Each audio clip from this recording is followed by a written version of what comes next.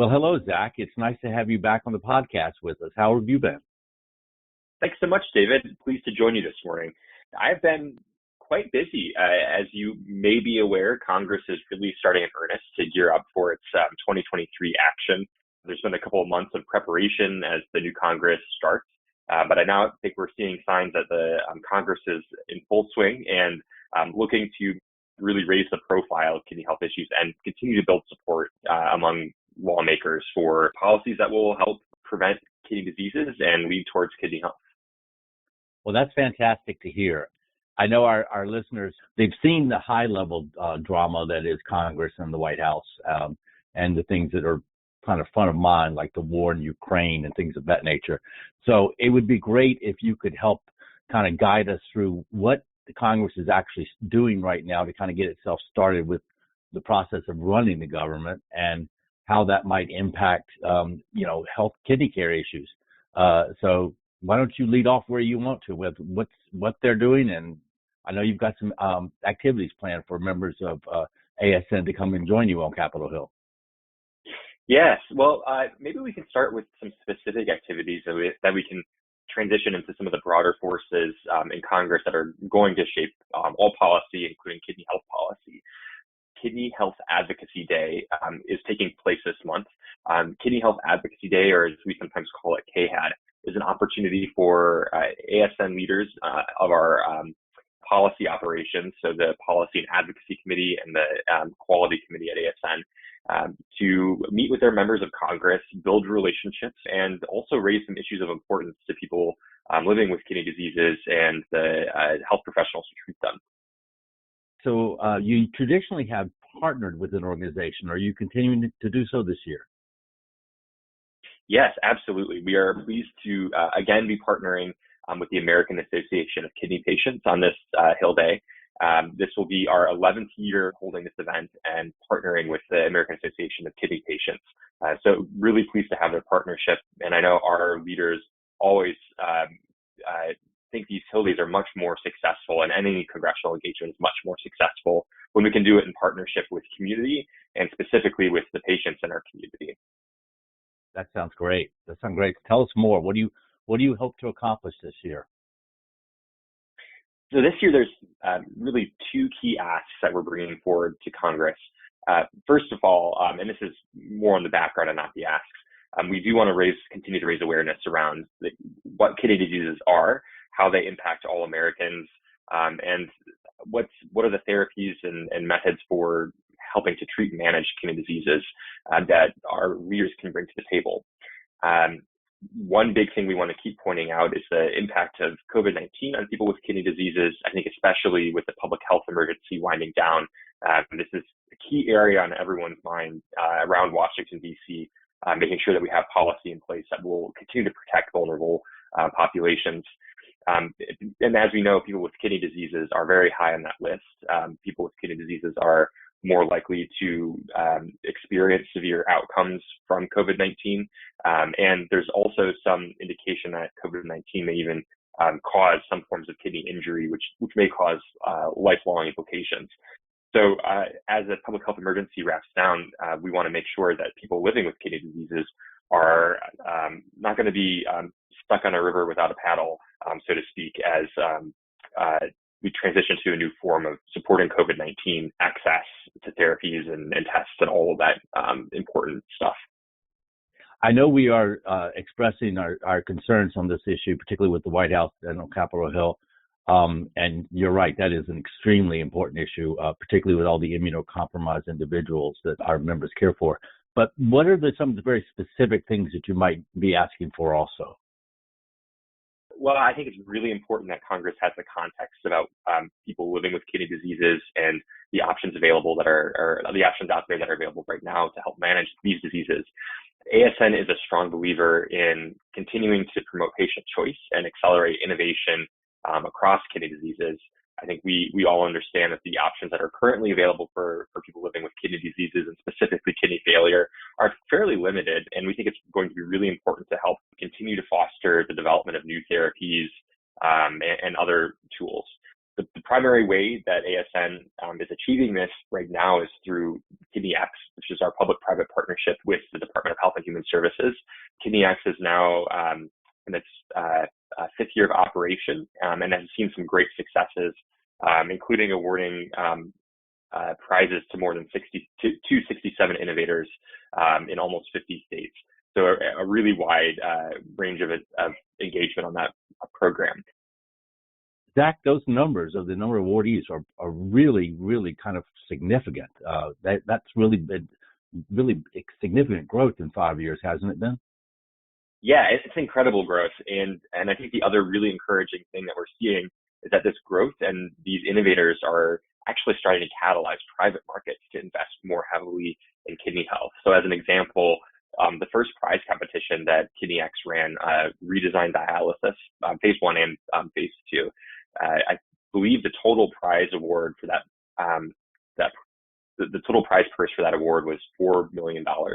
After they received these KidneyX awards, some of the prize winners went on to receive a total of $300 million in private funding for their innovative ideas. So I think this has really shown that the model can be successful.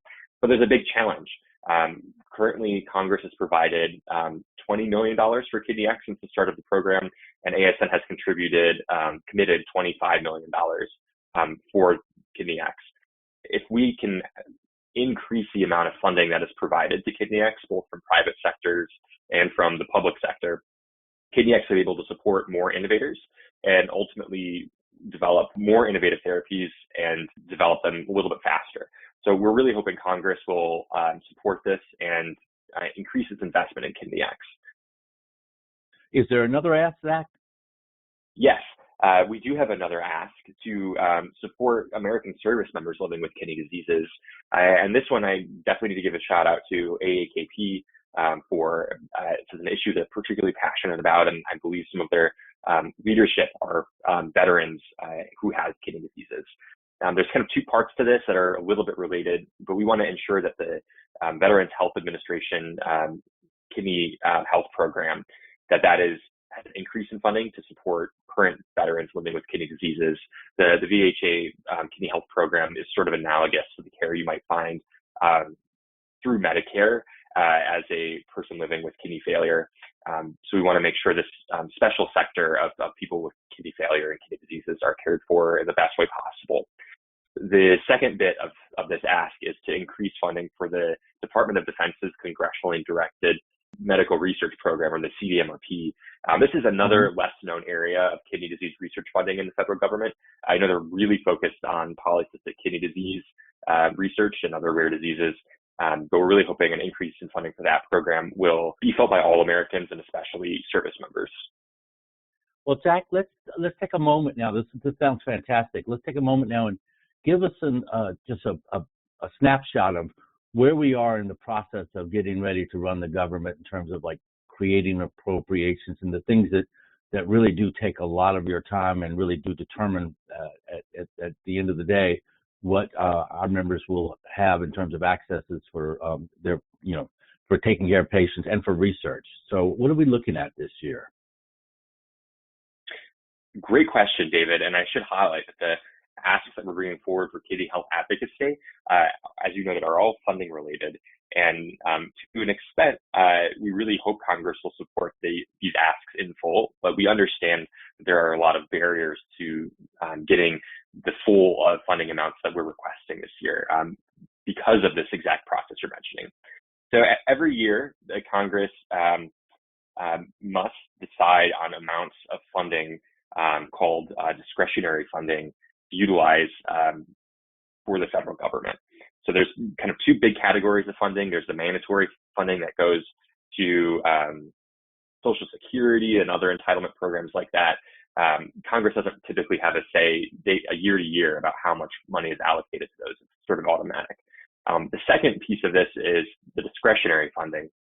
And so this is basically all the government's bills that are not entitlement programs. And this is where most of health funding sits. So this includes things like research funding at the NIH, and as I mentioned, the innovation funding at Kidney Acts or the Veterans Health Programs at the VHA. There's funding to provide veterans care. Basically, everything under the sun that is not mandatory funding is included in this discretionary process. So this takes place every year. It starts with the President of the United States releasing a budget for how they'd like to see funding allocated. But notably, the way the President thinks funding should be allocated is not going to be the way Congress thinks funding should be allocated. And at the end of the day, Congress has to say about how this funding is directed and how much funding is directed. So it's really starts with the President's suggestion, but Congress will need to sketch out the full plan and ultimately decide how much money to send where. Now, as you can imagine, this starts to get a little sticky, especially in times where there is a split government. So as we know, Republicans have control of the House of Representatives, Democrats have control of the Senate and the presidency.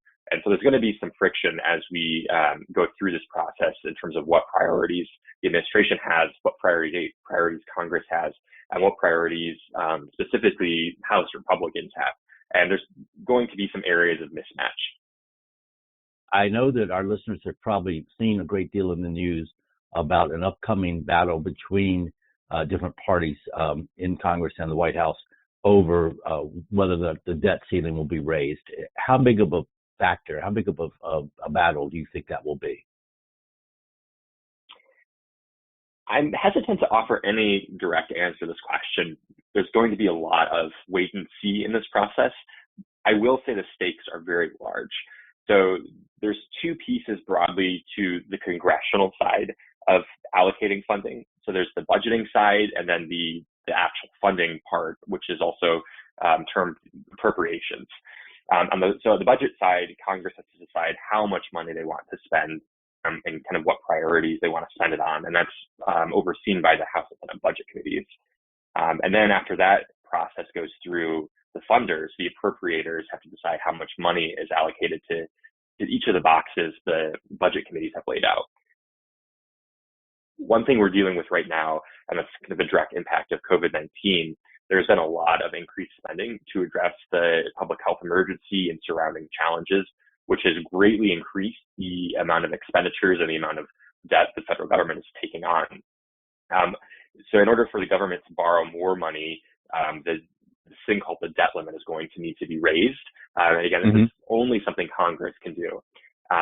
But as you can imagine, with Republicans both in the House and the Senate, and looking to spend a lot less money right now, and Democrats looking to either continue to spend kind of the same amount of funding that we've been having for the past couple of years, or maybe even increase it. There's going to be some tension about whether or not this debt limit should be raised, and if so, by how much. So this is a battle that's taking place behind closed doors right now. There's huge consequences if the debt ceiling isn't raised, including a downgrading of the United States credit, which would be quite severe. We saw a small taste of this in 2011, where there was one day the government shut down and it cost billions of dollars, and our credit rating was reduced for the first time ever in history. So everyone, I think, in Congress is keen to prevent that, but just how much the ceiling should be raised is up for debate. As usual, I'd expect this to be punted until the very last minute. Congress works like most college students and only submits things the day of the official deadline. So I'd love to circle back at some point once we have a little bit more clarity about how this conversation is going. Well, we're definitely going to come back to this conversation again in the months ahead, especially when we start to see more final budget numbers and kind of know where we're going. But as we wind up here today, just share with our listeners what you really want them to think about and watch in the months ahead from Capitol Hill. Well, I think we touched on this a little bit already. I think it's incredibly important for Congress to maintain focus on kidney diseases, the people living with them, and how we can ultimately move towards kidney health. This is really the sole focus of ASN's advocacy, and as you know, also our administrative advocacy. So really want them to continue paying attention to people living with kidney diseases. I think there's a couple other areas ASN is really interested in making progress on this year. One big one that comes to mind is workforce shortages. As you know, all healthcare is experiencing workforce shortages, but these are starting to become particularly acute in kidney health because the consequences of not receiving dialysis because there's not enough staff to fill a dialysis clinic, for instance, could be life or death for many people living with kidney failure. On the flip side, there's also an ongoing shortage of kidney health professionals and researchers that has been kind of a decades in the making problem, but we think that this needs to be addressed very soon before it causes more consequences and the bad consequences both for the health workforce and for people living with kidney diseases. Interestingly, I think this is something that Congress is really paying attention to on a bipartisan basis. I know there was a lot of talk earlier on, if you're kind of a politico like us, about what is it going to look like with new voices becoming in charge of some of these key health committees. And we know, like, for example, Senator Sanders, who's been a very progressive member of Congress and specifically in the Senate, has been, there were a lot of questions when he first took office about what is his congressional committee, the Health, Education, Labor, and Pensions Committee, going to focus on? Will he be able to find bipartisan ground with the Republican leader on that committee, Senator Bill Cassidy? And then interestingly, it looks like workforce may be one of those issues where there is a lot of common ground between Senator Sanders and Senator Cassidy. They actually just put out a request for information on proposals to help address workforce shortages, specifically in a health context. So ASN is looking forward to responding to that. And again, very grateful that this is something that is already receiving bipartisan attention. So I think those are kind of two big areas we're hoping to see some action this year. As you know, there are countless other priorities that we are keeping an eye on and hoping to advance. And a lot of our work will need to be flexible to what's in the interest of Congress, too, as they continue to legislate throughout this year and next year. Well, Zach, this has been really interesting, and we do have to continue this conversation again, but you have the last word. What would you like to say? I think it's really important for ASN members to engage with their members of Congress and policymakers in general. So as we continue to go through the legislative year, definitely come back to the ASN policy website or our policy Twitter, which is at ASN Advocacy, for updates and opportunities to stay engaged. We will also have some direct opportunities to support the messages for Kidney Health Advocacy Day around the end of March.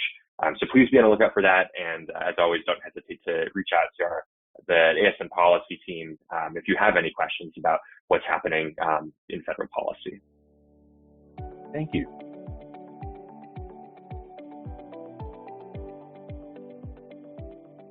This podcast is copyrighted by the American Society of Nephrology. All rights reserved. All content in this podcast is for informational purposes only and is not intended to be medical advice. This podcast should not be used in a medical emergency or for the diagnosis or treatment of any medical condition. Please consult your doctor or other qualified healthcare professional if you have any questions about any medical condition or before taking any drug, changing your diet, or commencing or discontinuing any course of treatment. Thank you for listening to this podcast from the American Society of Nephrology.